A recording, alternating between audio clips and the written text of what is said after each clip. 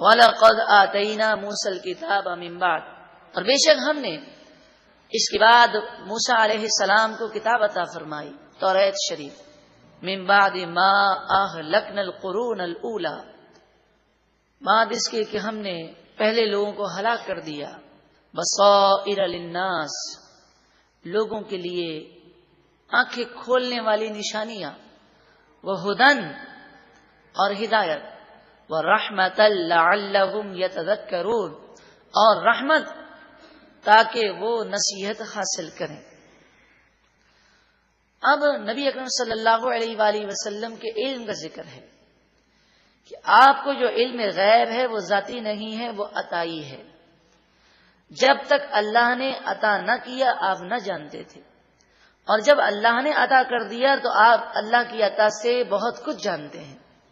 وَعَلَّمَكَ مَا لَمْ تَكُنْ تَعْلَمْ، اے محبوب جو کچھ آپ نہ جانتے تھے وہ اللہ نے سب سکھا دیا۔ وَمَا هُوَ عَلَى الْغَيْبِ بِضَنِينٍ، یہ نبی غیب بتانے میں بخیل نہیں ہے، غیب کے خزانے بھی ہیں اور خاص صحابہ کرام پر لٹاتے بھی ہیں۔ اس طرح کی بے شمار باتیں قرآن و حدیث میں موجود ہیں۔ تو اب اسی علم کا ذکر ہے کہ یہ ہمارے بتانے سے آپ کو پتہ چلا، اور یہی مسلمانوں کا عقیدہ ہے کہ نبی ہوں، فرشتے ہوں کہ اولیاء ہوں، ان کا علم ذاتی نہیں بلکہ اللہ کی عطا سے ہے۔ وما کنت بجانب الغربی، آپ مغربی جانب وہاں جسمانی طور پر موجود نہ تھے۔ اذ قضینا الی موسی الامر، جب ہم نے موسیٰ علیہ السلام پر وحی کو نازل کیا اور انہیں نبی بنایا کوہ طور۔ وما کنت من الشاہدین، اور نہ ہی آپ وہاں موجود تھے۔ مراد یہ ہے کہ حضور کا یہ باتیں بتانا اس بات کی دلیل ہے کہ حضور اللہ کے نبی ہیں، کہ اللہ کے بتانے سے آپ ان باتوں کو جانتے ہیں۔ وَلَٰكِنَّا أَنشَأْنَا قُرُونًا، اب ایک دوسری بات بتائی جا رہی ہے کہ لوگ پچھلے لوگوں سے عبرت کیوں حاصل نہیں کرتے۔ انسان کی ایک فطرت ہے، وقتی طور پر کوئی حادثہ ہوتا ہے دل ہل جاتا ہے۔ کشمیر میں سرحد میں زلزلہ آیا تو کچھ لوگوں کے دل ہل گئے، وہ نمازوں کی طرف آئے، توبہ توبہ کرنے لگے۔ کسی کا انتقال ہو جائے تو وقتی طور پر موت یاد آتی ہے، مگر تھوڑا وقت گزرتا ہے تو ہم بھول جاتے ہیں، ہمیں نسیان بہت زیادہ ہے۔ تو اسی طرح جب کوئی قوم تباہ ہوئی تو بعد کے لوگوں نے تو عبرت حاصل کی، لیکن جب وقت زیادہ گزر گیا تو لوگ اس بات کو بھول گئے۔ اسی طرح توریت جب نازل ہوئی تو اس وقت کے لوگوں نے تو اس توریت پر عمل کیا، لیکن پھر آہستہ آہستہ لوگ اس سے دور ہو گئے۔ قرآن نازل ہوا تو صحابہ کرام اور تابعین اور اسلاف کی زندگی دیکھیں، لیکن جیسے جیسے وقت گزرتا جا رہا ہے ہم قرآن کی تعلیمات سے دور ہو گئے اور ہم ایک جانوروں جیسی زندگی گزارنے لگے۔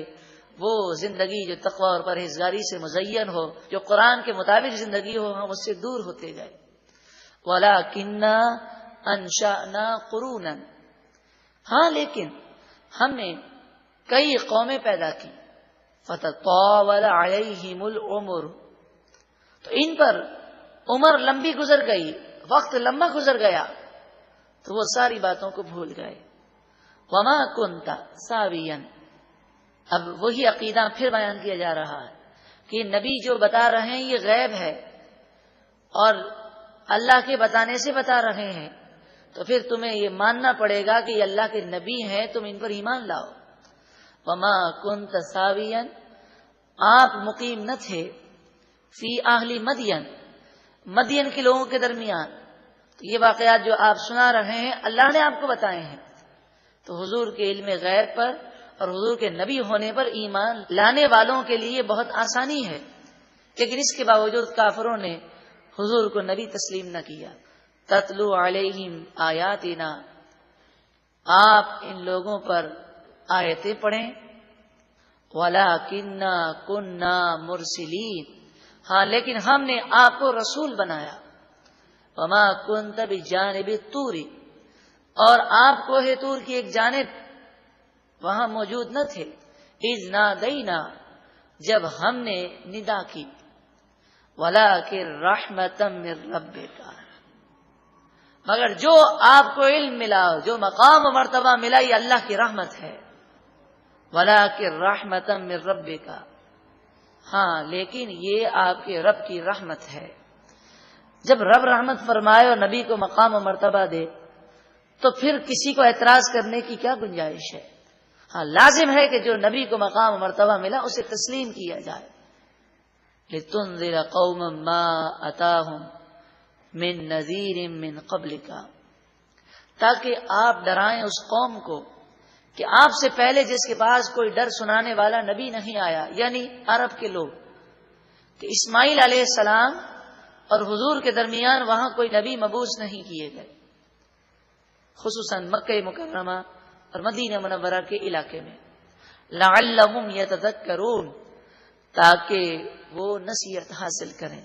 ولولا ان تصیبہم مصیبۃ بما قدمت ایدیہم فیقولوا ربنا، اگر نبی کے آنے سے پہلے ان پر عذاب آ جاتا، ان کے گناہوں کی وجہ سے مصیبت آ جاتی، تو وہ یہی کہتے ہیں پروردگار لولا ارسلت الینا، اے پروردگار ہم پر کسی رسول کو کیوں نہ بھیجا، رسولا تو کسی رسول کو بھیجتا، فنتبع آیاتک تو ہم تیری آیتوں کی فرمانبرداری کرتے، ونکون من المؤمنین اور ہم مومنوں میں سے ہو جاتے.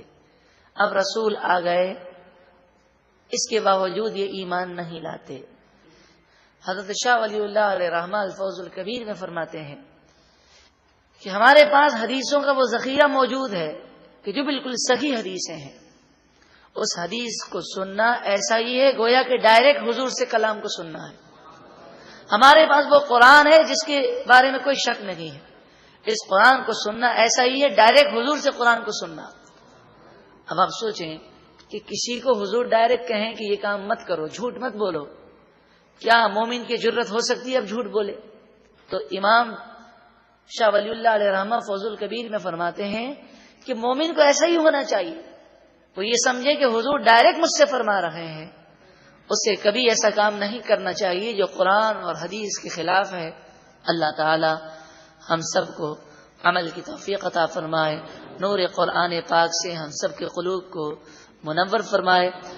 فلما پس جب جاءہم الحق من عندنا، ان کافروں کے پاس ہماری طرف سے حق آ گیا، یعنی قرآن پاک لے کر محبوب کریم صلی اللہ علیہ وسلم تشریف لائے. قالو، کافر بولے، لولا اوتی مثل ما اوتی موسیٰ، جیسے موسیٰ علیہ السلام کو عطا کیا گیا ویسا اس نبی کو کیوں نہیں عطا کیا گیا. یعنی جیسے موسیٰ علیہ السلام پر توریت مکمل ایک بار میں نازل ہو گئی، تو یہ قرآن تھوڑا تھوڑا کیوں نازل ہوتا ہے. اولم یکفروا بما اوتی موسیٰ من قبل، کیا اس سے پہلے جو چیز موسیٰ علیہ السلام کو دی گئی کیا انہوں نے اس کا انکار نہ کیا؟ چونکہ سوال کرنے والے قریش مکہ تھے، مکے کے کفار تھے، اور ان مکے کے کفار کو یہودیوں نے یہ سوال سکھایا تھا. تو جواب میں یہودیوں کو تنبیہ کی گئی اور فرمایا اے یہودیوں، اے بنی اسرائیل کہلانے والوں، جب موسیٰ علیہ السلام پر کتاب نازل ہوئی تھی تو تمہارے آباء و اجداد نے ماننے سے انکار کر دیا تھا اور کہا تھا یہ مشکل کتاب ہے. پھر کوہ طور تمہارے سر پر آیا تھا تو موسیٰ علیہ السلام کی کتاب کا بھی انکار کیا گیا. اصل بات یہ نہیں کہ کتاب قرآن آہستہ آہستہ نازل ہو رہا ہے، یک بارگی کیوں نازل نہیں ہوتا. اصل بات یہ ہے کہ تمہیں تسلیم نہیں کرنا، تم نہ ماننے کے لیے بہانے تلاش کرتے ہو. قالو، جب کفار مکہ بعض یہودی علماء کے پاس گئے کہ جو تعصب میں گرفتار نہیں تھے، ان سے جا کر یہ پوچھا کہ یہ بتاؤ اس قرآن کا ذکر توریت میں ہے؟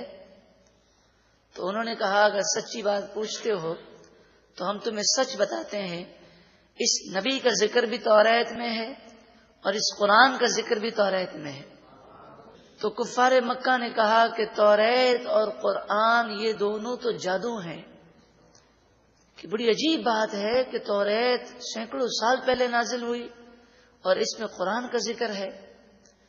قالو، وہ بولے، سحرانی، یہ دو جادو ہیں، قرآن اور توریت دونوں کو انہوں نے جادو کہا۔ تواہرا، یہ دونوں جادو ایک دوسرے کی مدد کر رہے ہیں کہ قرآن میں توریت کا ذکر ہے اور توریت میں قرآن کا ذکر ہے۔ وقالو، اور وہ کافر بولے، انا بکل کافرون، بے شک ہم تو ہر کتاب کا انکار کرنے والے ہیں، نہ تو ہم توریت کو مانیں گے اور نہ ہی قرآن کو۔ قل، اے محبوب آپ فرمائیے، فَأْتُوا بِكِتَابٍ مِّنْ عِنْدِ اللَّهِ، تم توریت اور قرآن دونوں کو نہیں مانتے؟ اچھا ایسا کرو کہ اللہ کے پاس سے کوئی کتاب لے کر آؤ، ہوا اہدا منہما، جو ان دونوں کتابوں سے زیادہ ہدایت دینے والی ہو۔ اتبعہ، اگر ایسی کتاب لے آؤ گے تو میں اس کی پیروی کروں گا۔ ان کنتم صادقین، اگر تم سچے ہو اپنے دعوے میں کہ توریت اور قرآن یہ دونوں کتابیں اللہ کی کتاب نہیں ہیں، تو تم ذرا خود لے کر آؤ اور اس کتاب کی غلطیوں کو بتاؤ۔ فَإِن لَّمْ يَسْتَجِيبُوا لَكَ، پھر اگر محبوب یہ آپ کو جواب نہ دے سکے اور لاجواب ہو جائیں، فَاعْلَمْ، تو اے لوگوں تم خوب جان لو، انما یتبعون اہواءہم، یہ تو صرف اپنی خواہشات کی پیروی کرتے ہیں، اصل میں یہ اپنی عقل اور اپنے نفس پر چلتے ہیں، ان کے جو جی میں آتا ہے وہ کہتے ہیں۔ ومن اضل، اور اس سے بڑھ کر گمراہ کون؟ ممن اتبع ہواہ، جو کہ اپنی خواہش نفس کی پیروی کرے، بغیر ہدی من اللہ، اللہ کی ہدایت کے بغیر، اللہ تعالی کی ہدایت کے بغیر اپنی طرف سے کوئی راہ کا انتخاب کرنا اور اپنی عقل پر چلنے والا، اپنے نفس پر چلنے والا گمراہ ہو جاتا ہے، اور وہ سب سے بڑھ کر گمراہ ہے۔ ان اللہ لا یہدی القوم الظالمین، بے شک اللہ تعالی ظالم قوم کو ہدایت نہیں دیتا۔ 8واں رکوع مکمل ہوا، ایک مرتبہ محبت کے ساتھ درود و سلام پڑھیے۔ سورہ قصص کی آیت نمبر 51 وَلَقَدْ وَصَّلْنَا لَهُمُ الْقَوْلَ، اور بے شک ہم نے ان لوگوں کے لیے مسلسل بات کو نازل کیا، قرآن مسلسل نازل ہوتا رہا، لَعَلَّهُمْ يَتَذَكَّرُونَ، تاکہ یہ نصیحت حاصل کریں۔ قرآن کا تھوڑا تھوڑا نازل ہونا اس لیے ہے کہ قرآن کی باتیں دل میں زیادہ پختہ ہو جائیں۔ الذین آتیناہم الکتاب من قبلہ، وہ لوگ جنہیں ہم نے ان سے پہلے کتاب عطا فرمائی، یعنی توریت اور انجیل اور زبور کے ماننے والے مسلمان، جو توریت اور انجیل کو صحیح معنوں میں مانتے ہیں، ہم بہ یؤمنون، وہ قرآن پر بھی ایمان لاتے ہیں۔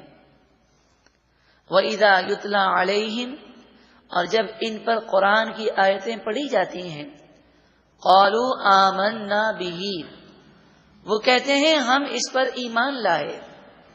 إِنَّهُ الْحَقُّ مِن رَبِّنَا، بے شک یہ قرآن ہمارے رب کی طرف سے سچی کتاب ہے۔ إِنَّا كُنَّا مِن قَبْلِهِ مُسْلِمِينَ، بے شک ہم تو اس سے پہلے ہی اسے ماننے والے تھے۔ کیونکہ توریت میں قرآن کا ذکر تھا، نبی آخر الزماں کا ذکر تھا، تو ہم تو پہلے ہی ان پر ایمان لا چکے ہیں۔ چونکہ یہ آسمانی کتاب توریت پر ایمان لائے یا انجیل پر ایمان لائے، عیسیٰ علیہ السلام پر ایمان لائے یا موسیٰ علیہ السلام پر ایمان لائے، اور پھر یہ حضور پر بھی ایمان لے آئے، تو اس طرح انہیں دگنا اجر ملے گا۔ اولئک یؤتون اجرہم مرتین، یہی وہ لوگ ہیں جنہیں دگنا اجر دیا جائے گا، کیونکہ 2 نبیوں پر اور 2 کتابوں پر وہ ایمان لائے۔ اس سے مراد وہ لوگ ہیں جو حقیقی معنوں میں توریت کو ماننے والے ہیں، کیونکہ توریت میں بھی اسلام کا ذکر ہے، ہر نبی نے اسلام ہی کی دعوت دی۔ بما صبروا، یہ فضیلتیں ہیں اس وجہ سے کہ انہوں نے صبر کیا، ایمان لائے، اسلام لائے، اور اسلام کی راہ میں آنے والی ہر مشکل کو برداشت کیا۔ وَيَدْرَؤُونَ بِالْحَسَنَةِ السَّيِّئَةِ، اور انہوں نے گناہ کو نیکی سے دور کیا، یعنی اگر کبھی غلطی میں گناہ ہو جائے تو فوراً توبہ کر لیں، کہ توبہ کرنا گناہوں کو مٹا دیتا ہے، فوراً نیکی کرنے میں مشغول ہو جائیں کہ نیکیاں گناہوں کو مٹا دیتی ہیں۔ وَمِمَّا رَزَقْنَاهُمْ يُنْفِقُونَ، اور اس سے جو ہم نے انہیں روزی دی وہ خرچ کرتے ہیں۔ اللہ تعالی ہمیں رزق حلال وسیع اور آسان عطا فرمائے، اور اس کی راہ میں دینے والا دل عطا فرمائے۔ جائز ذرائع سے ہم مال حاصل کریں، جائز ذرائع میں خرچ کریں، غرور، تکبر، عجب سے، کنجوسی سے، حوث اور لالچ سے، دنیا کی محبت سے، مال کی محبت سے اللہ تعالی محفوظ فرمائے۔ تو بڑے خوش نصیب ہوتے ہیں جو اپنے مال کو مرنے سے پہلے پہلے دین کی ترویج و اشاعت میں خرچ کرتے ہیں۔ ایک نہ ایک دن یہ سب مال چھوڑ کر قبر میں جانا ہے، جو اللہ نے مال دیا ہے اس سے دین کی خدمت کر لیں۔ وَإِذَا سَمِعُوا اللَّغْوَ، اور جب وہ بے حیائی کی بات سنتے ہیں، فضول باتیں سنتے ہیں، أَعْرَضُوا عَنْهُ، تو وہ ایسے لوگوں سے بحث میں الجھ کر اپنا وقت ضائع نہیں کرتے، وہ ان سے اعراض کر لیتے ہیں، روگردانی کرتے ہیں۔ قرآن مجید فقان حمید نے فضول بحث کرنے سے منع فرمایا۔ وقالوا، اور جب لوگ زیادہ الجھنے کی کوشش کرتے ہیں تو وہ ان لوگوں سے کہتے ہیں لنا اعمالنا، ہمارے اعمال ہمارے لیے ہیں، ولکم اعمالکم، اور تمہارے اعمال تمہارے لیے ہیں، سلام علیکم، تم پر سلامتی ہو، یعنی اللہ تعالیٰ تمہیں ہدایت عطا فرمائے۔ لا نبتغی الجاہلین، ہمیں جاہل اچھے نہیں لگتے، ہم جاہلوں کے منہ لگنا نہیں چاہتے۔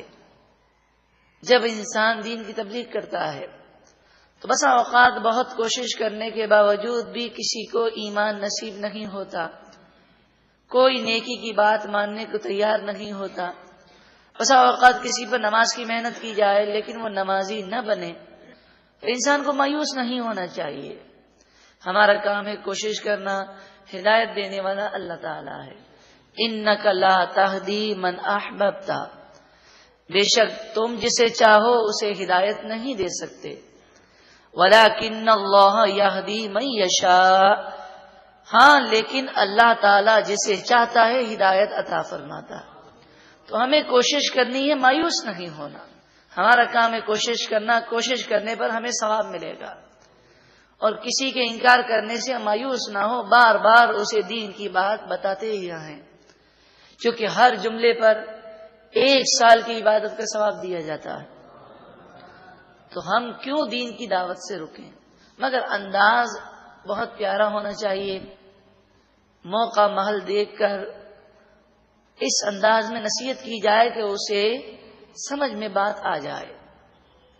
اسی طرح ہم کیسٹ دیتے ہیں کسی کو بیان سننے کے لیے، تو پہلے اس کیسٹ کو خود سن لیں، پھر دیکھیں یہ کیسٹ کا بیان اس کی نفسیات کے مطابق ہے۔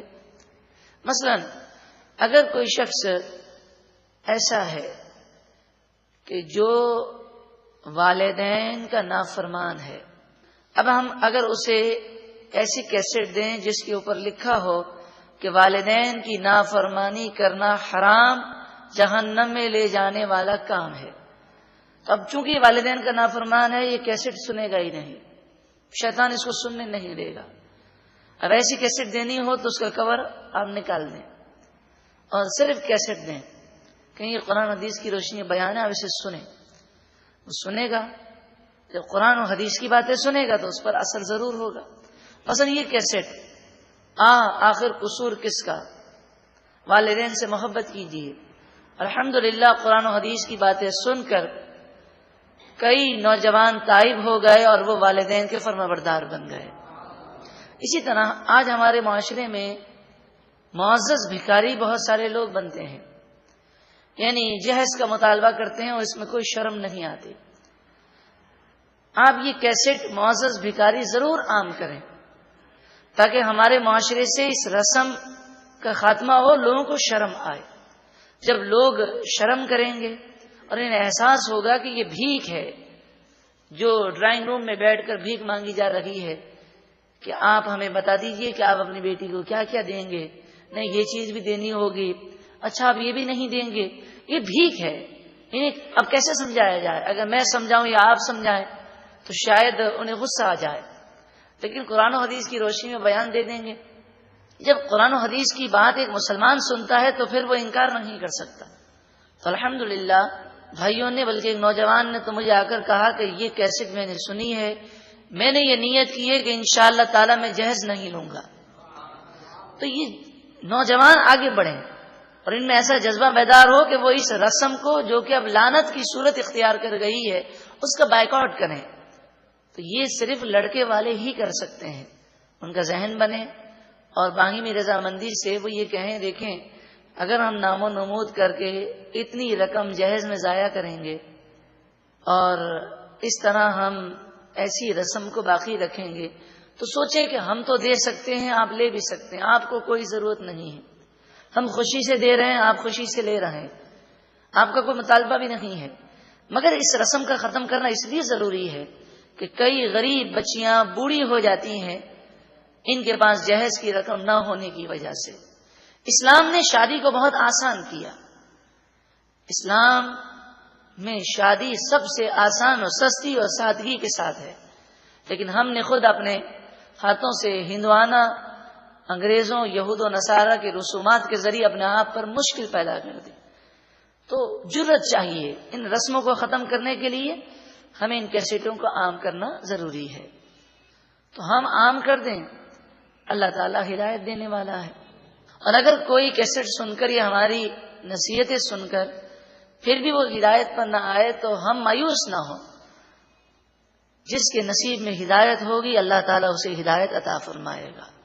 اور جن کے دل گناہ کر کر کے سخت ہو گئے یا ان کے دل مردہ ہو گئے تو مردہ زمین پر، پتھریلی زمین پر جتنی بھی بارش برسے وہاں پر کھیت اور باغات نہیں اگتے. وَهُوَ أَعْلَمُ بِالْمُهْتَدِينَ، اور وہ اللہ تعالی ہدایت یافتہ لوگوں کو خوب جانتا ہے. وَقَالُوا، اور وہ بولے، إِن نَتَّبِعِ الْهُدَى مَعَكَ، اگر ہم آپ کے ساتھ ہدایت کی پیروی کریں، یعنی اگر ہم اسلام لے آئیں، نُتَخَطَّفْ مِنْ أَرْضِنَا، تو ہمیں زمین سے اچک کر باہر پھینک دیا جائے. مراد یہ ہے کہ ہم زمین سے اچک کر باہر پھینک دیے جائیں گے. اس سے مراد یہ ہے کہ اگر ہم اسلام لائیں گے تو ہمارا خاندان بائیکاٹ کر دے گا، ہم مکے میں نہیں رہ سکیں گے. آج بھی کئی کافر ایسے ہیں جو اسلام سے متاثر ہیں. خود بعض کافروں کو ہم نے اسلام کی دعوت دی تو یہ کہنے پر مجبور ہیں کہ کہتے ہیں جی اسلام تو بہت پیارا مذہب ہے، دل چاہتا ہے قبول کر لیں، مگر ہمارا معاشرہ، ہمارا خاندان ہمارا بائیکاٹ کر دے گا. فرمایا اولم نمکن لہم حرما آمنا، کیا ہم نے ان کے لیے حرم کو امن کی جگہ نہ بنایا؟ حرم کو امن کی جگہ اللہ نے بنایا.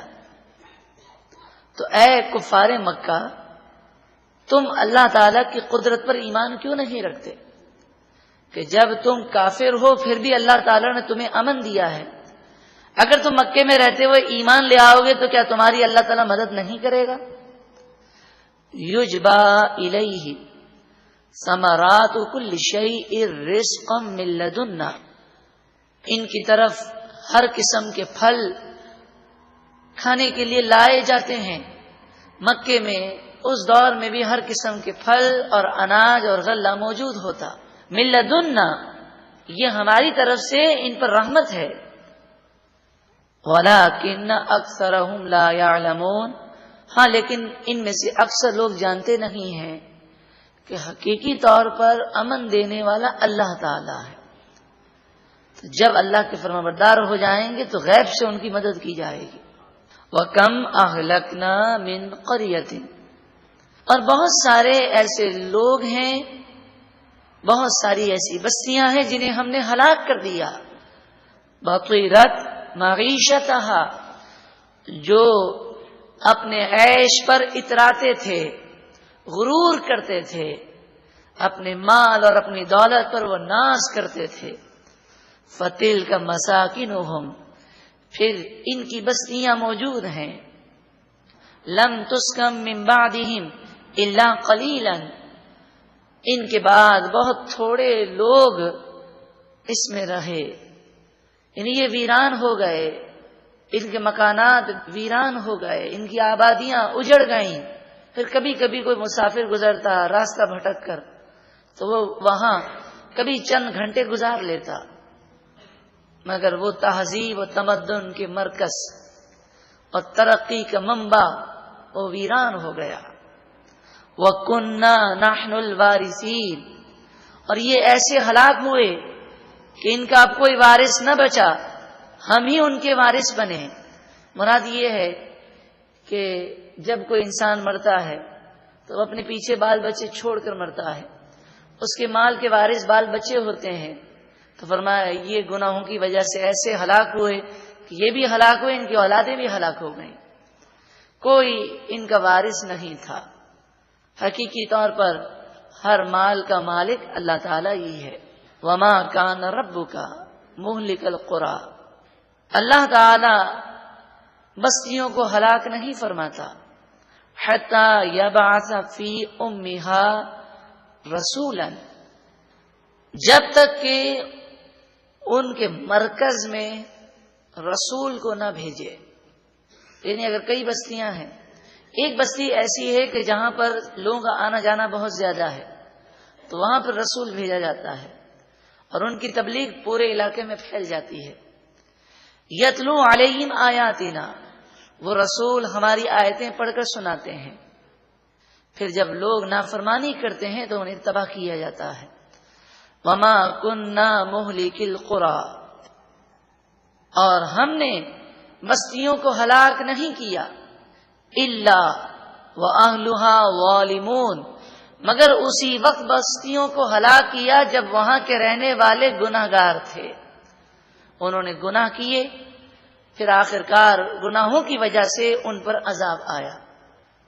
اللہ تعالی ظالم نہیں، ہم پر جو مصیبتیں آتی ہیں، ہم گناہگار مسلمانوں پر آنے والی مصیبتیں ہمارے گناہوں کا نتیجہ ہے۔ وما اوتیتم من شیء، اور تمہیں جو کچھ بھی دیا گیا، چاہے اولاد ہو، چاہے مال ہو، چاہے عہدہ ہو، چاہے منصب ہو، چاہے گاڑیاں ہوں، چاہے بنگلے ہوں، چاہے فیکٹریاں ہوں، فمتاع الحیات الدنیا، یہ تو صرف دنیا کی زندگی کا سامان ہے۔ وزینتها، اور یہ دنیا کی زینت ہے، دنیا بھی فانی اور دنیا کا مال بھی فانی۔ وما عند اللہ خیر، اور جو کچھ اللہ کے پاس ہے وہ تو بہت بہتر ہے، وہ جنت ہے۔ وابقا، اور ہمیشہ رہنے والا ہے کہ جنت میں جو جائے گا وہ ہمیشہ جنت میں رہے گا۔ افلا تعقلون، تو کیا تم عقل نہیں رکھتے؟ مراد یہ کہ کیا تم غور نہیں کرتے، کیا تم سمجھتے نہیں کہ حقیر دنیا کی خاطر اپنی آخرت کو تباہ کر رہے ہو؟ ایک مرتبہ محبت کے ساتھ درود و سلام پڑھی. اللہم صلی علی صلاۃ و سلام علیہ.